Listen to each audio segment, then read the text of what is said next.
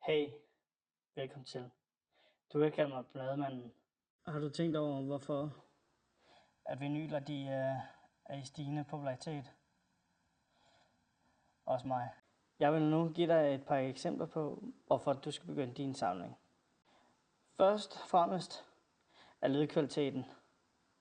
Lydkvaliteten er meget autentisk og varm i forhold til digitale filer. Og hvis du gerne vil prøve at give det et skud, så vil jeg anbefale dig at gå ned i den nærmeste pladeforretning, hvor du som regel har mulighed for at lytte til nogle plader. Plader er en rigtig fed samleobjekt.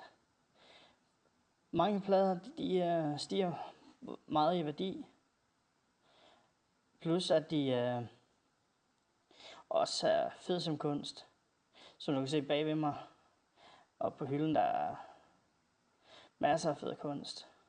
Kan også sætte det på i en ramme, hæng det op hvor du vil i dit hjem. Og nogle covers af fede kunstværk. Og ja, fællesskabet. Der er stor fællesskab i at samle på plader. Tit, hvis du mødes med nogen, når du skal købe plader, så kan du nemt snakke med folk. Om det er forretningsejeren, andre kunder, eller bare nogle gode venner, der også samler. Så kan du altid få en sludder.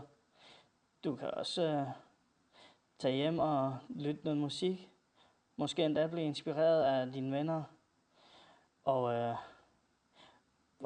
hvem siger ikke, at du ikke også kan nyde et glas vin til, mens I lytter til den fantastiske lyd.